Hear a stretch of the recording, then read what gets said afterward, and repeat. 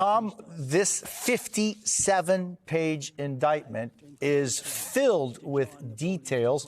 The mayor was saying that he's not surprised by this indictment. What are some of the most important points in this 57-page indictment?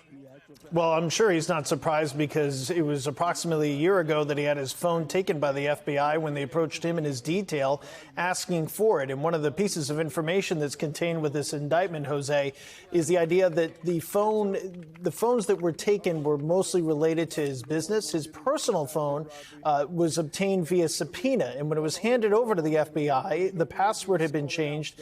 And the mayor of the city of New York said he didn't know what the new password was. Just one of the efforts they lay out in the course of their indictment why they think that the mayor was obfuscating the ongoing investigation and the criminal action that was taking place. One of the things I find interesting, and this just comes from my knowledge within city government, how this all works, the machinations of it, is that the fire commissioner, Dan Nigro, who's highly respected, somebody who really helped the city through its darkest days after 9/11, had served in the de Blasio administration.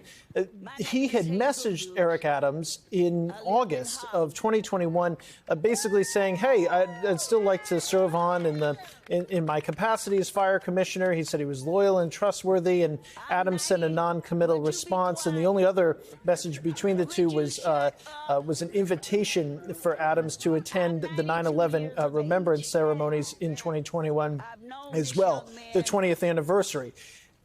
It's later that Adams starts messaging him, and he starts messaging him about the Turkish consulate, which was going through some real challenges.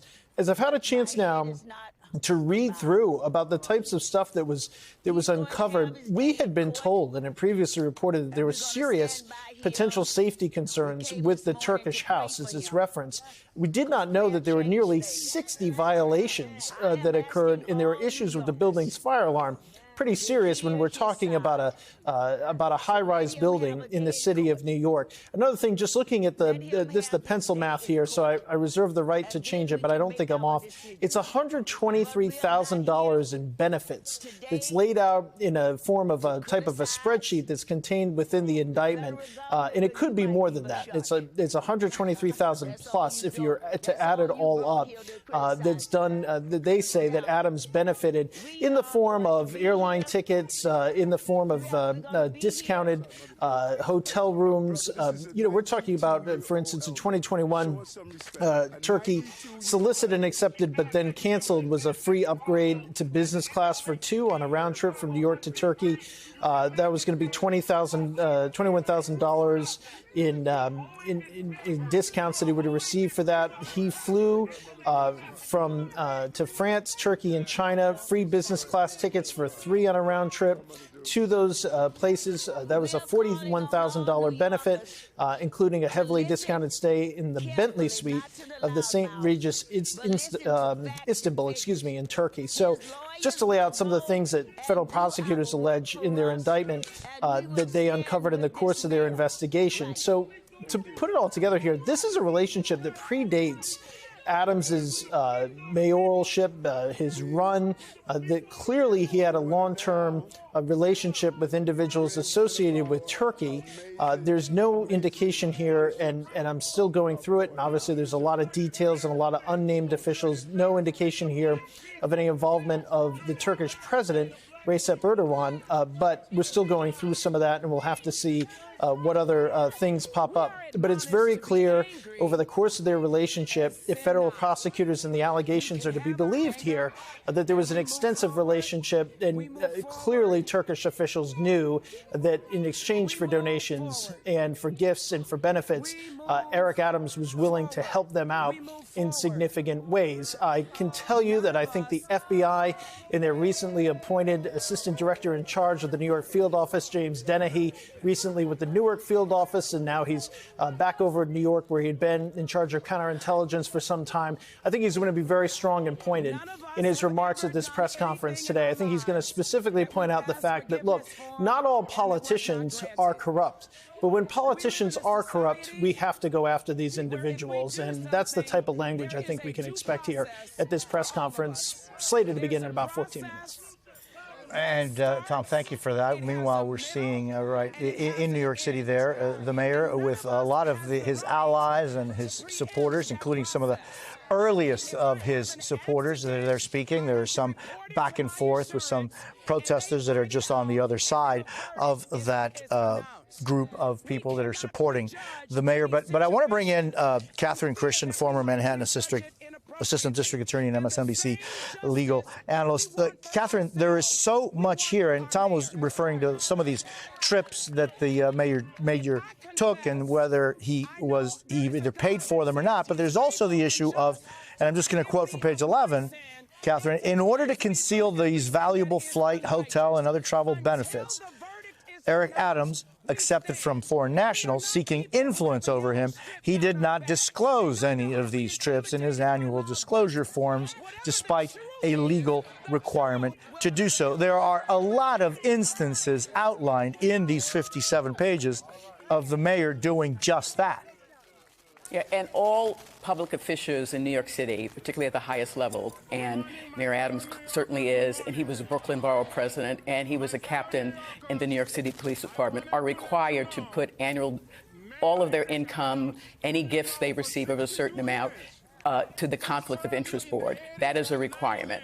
I also want to say that Mayor Adams said this is a painful day. It certainly is for the city of New York. We've been saying this morning how a search warrant was executed on his residence.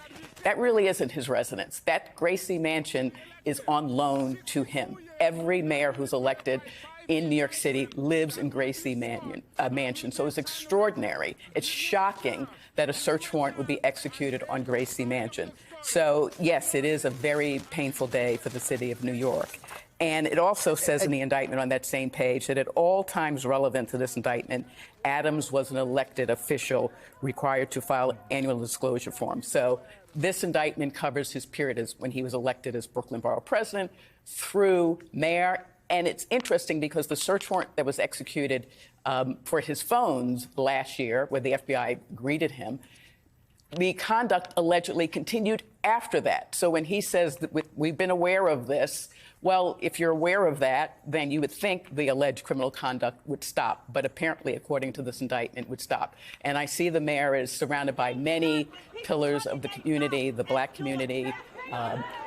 United States Attorney, in this case, Southern District of New York, Damian Williams, is a black man. So the targeting, if that's what Mayor Adams is saying, he's being targeted because he's a black man. Well, the United States Attorney for the Southern District of New York is a black man.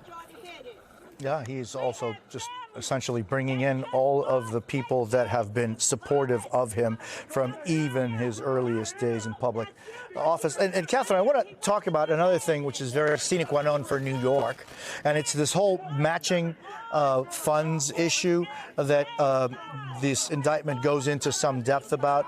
And I'm going to go to page 2, where it says, Eric Adams, the defendant, compounded his gains from the straw contributions that he was receiving, which would be essentially fake entities or entities that should not have the right to give those contributions, by using them to defraud New York City and steal public funds. New York City has a matching funds program that matches small dollar contributions from individual city residents with up to 8 times their amount in public funds to give New Yorkers a greater voice in elections.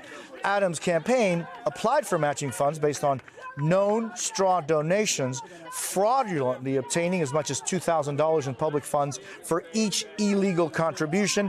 Adams' 2021 mayoral campaign received more than $10 million in public funds. Those are public funds by New York City taxpayers. Exactly. That is the allegation. And that's why, this is an extraordinary indictment. The wire fraud charge, if he were to be convicted and found guilty, and he said he wants a trial, he could face up to 20 years on wire fraud. The bribery, up to 10 years. Of course, this is just an indictment. There are only allegations. It have to be proven beyond a reasonable doubt. But these are very serious charges that the mayor of the city of New York is facing.